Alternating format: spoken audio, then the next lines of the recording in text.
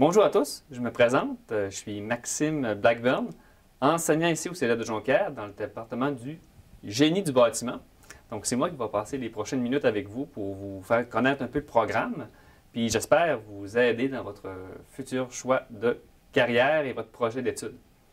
Donc pour vous présenter un peu le programme de génie du bâtiment au Cégep de Jonquière, on vous a préparé une présentation qu'on va voir ensemble. Donc, on va voir plusieurs aspects du cours et surtout vous expliquer ce qu'est le métier d'un technologue en génie du bâtiment. Donc, commençons par une petite vidéo qui va durer quelques instants. Puis, c'est un de nos anciens étudiants qui a gradué ici il y a 3 ans, qui est actuellement employé pour une commission scolaire au Saguenay et qui est très heureux dans son poste depuis toujours, en fait.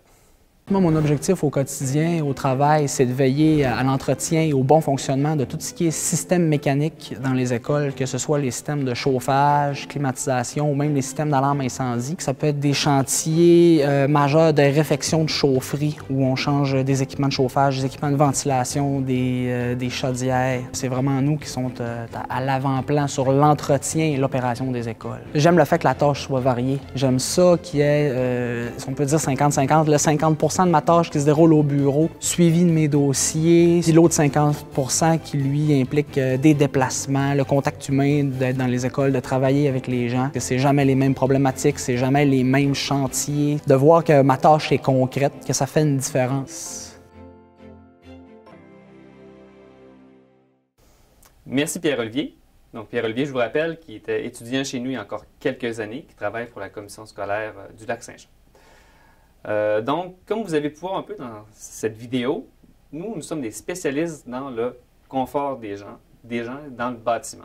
Ce que je veux dire par là, c'est qu'on apprécie tous d'avoir un bâtiment avec de l'eau chaude. Un bâtiment qui n'est pas trop froid en hiver et pas trop chaud en été.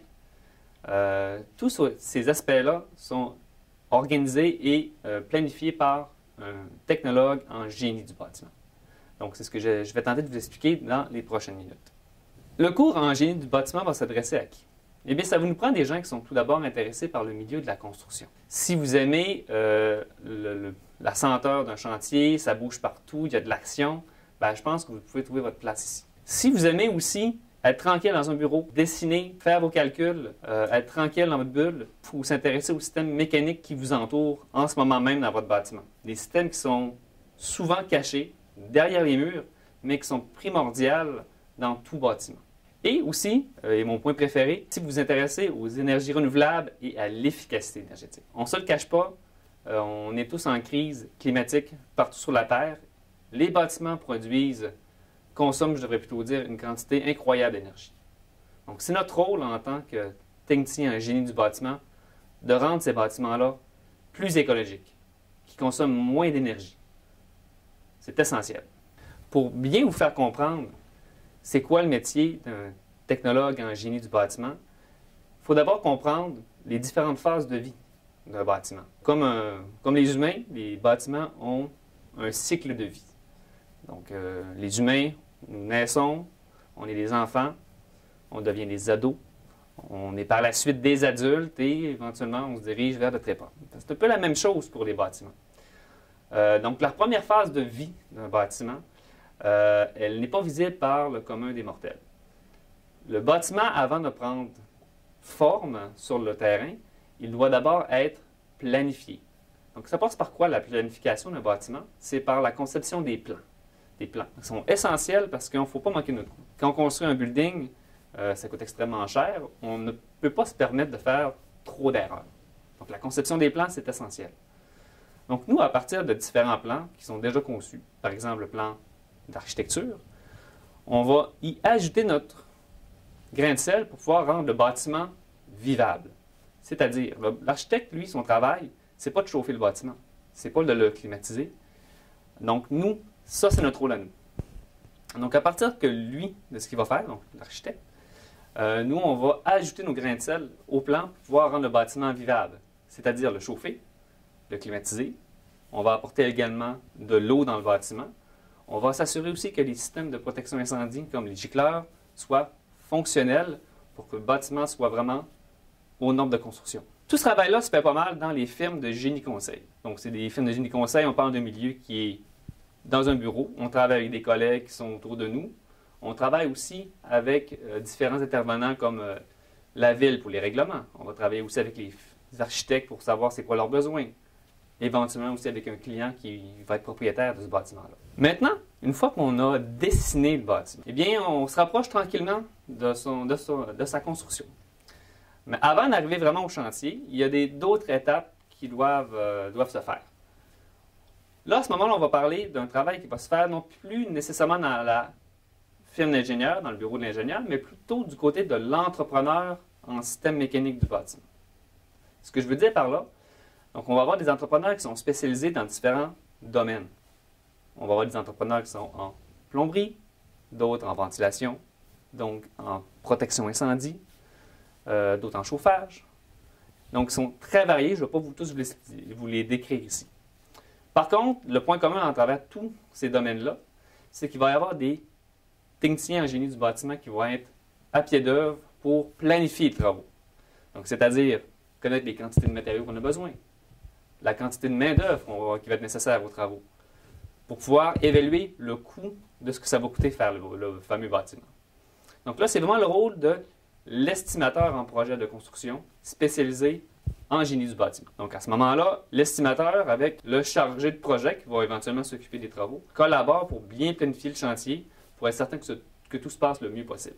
Maintenant, une fois que dans le bureau de l'ingénieur, on a fait les plans, par la suite, on a estimé le coût des travaux, on va être rendu à la construction du bâtiment. C'est une étape importante parce qu'on va demander à ce moment-là beaucoup de main-d'œuvre. Donc, on va avoir tous les métiers de la construction qui vont travailler pratiquement en même temps. On va avoir aussi les commandes des matériaux qui vont arriver.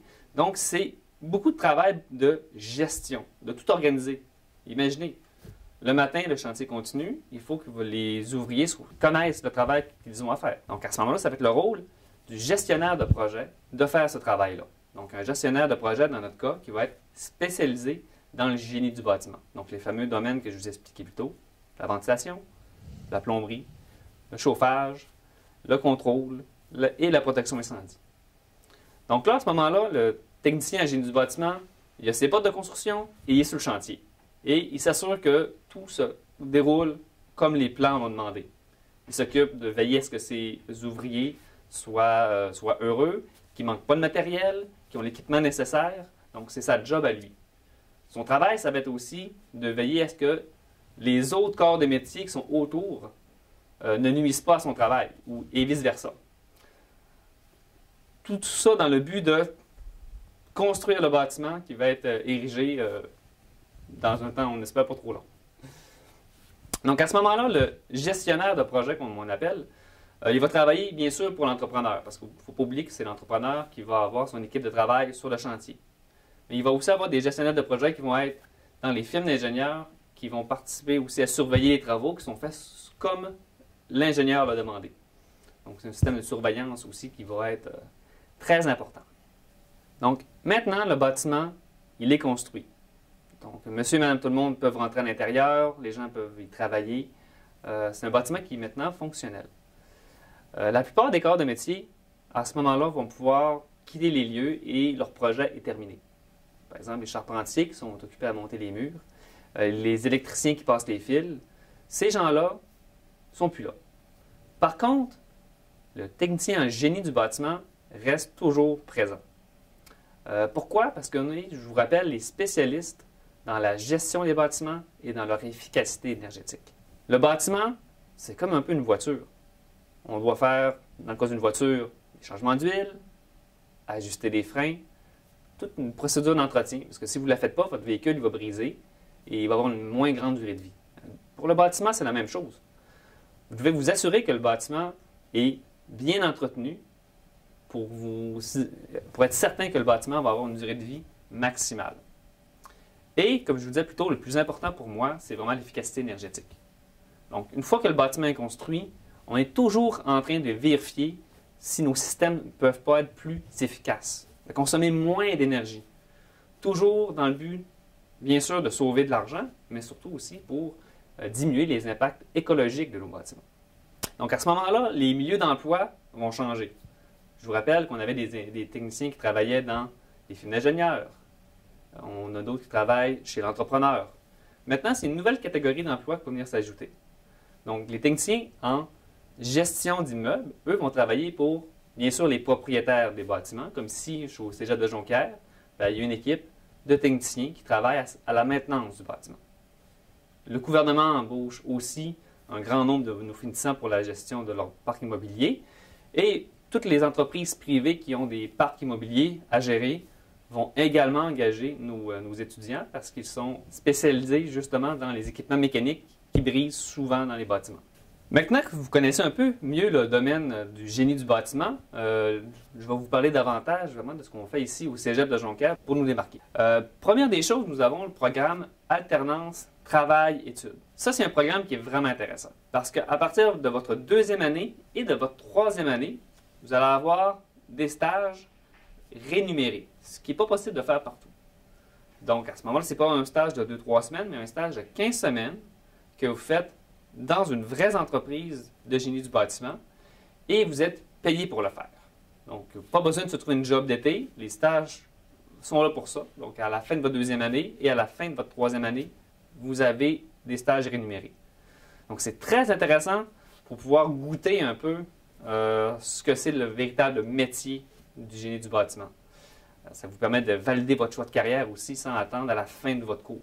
Donc, c'est très intéressant comme opportunité. Aussi, dans les équipements qui sont disponibles au Cégep de Jonquière, on a des laboratoires qui sont vraiment à la fine pointe de la technologie. Chaque année, nous les améliorons. Nous avons maintenant une nouvelle salle à dessin assistée par ordinateur dernier cri. On a investi aussi dans les locaux pour nos étudiants, pour qu'ils puissent faire leurs travaux, relaxer, vraiment pour pouvoir rendre non seulement votre passage ici mémorable à tout point de vue. Bien sûr, nous allons avoir tout au long de votre passage ici des visites de chantier pour vraiment comprendre la complexité du métier, pour vous aider vraiment à savoir ce que vous allez faire plus tard. Et aussi, ce que nous faisons quand il n'y a pas de COVID, nous faisons aussi beaucoup de visites industrielles ici au Québec, au Canada et même à l'étranger. Quand je parle de l'étranger, nous, à chaque 2 ans, nous participons au plus grand congrès de la planète du génie du bâtiment qui se passe aux États-Unis. Donc, nous partons une semaine avec nos étudiants participer à ces congrès-là qui se produisent toujours dans les plus grandes villes américaines. Chicago, New York, Los Angeles, Orlando.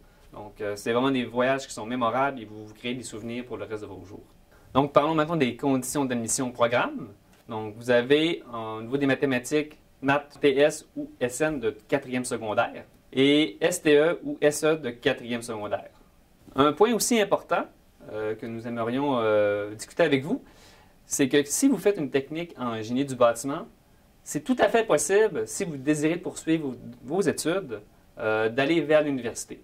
Donc, si vous désirez, il y a des programmes au Québec qui ont été conçus spécifiquement pour les techniciens en génie du bâtiment. Donc, qui ont fait leur technique et qui désirent poursuivre au baccalauréat. Donc, faire un cours en génie pour devenir ingénieur. Donc, ingénieur en génie du bâtiment. Donc, vous avez, par exemple, l'Université de Sherbrooke qui offre le cours de génie du bâtiment. Vous avez aussi le cours de génie de la construction à l'École des technologies supérieures qui est à Montréal.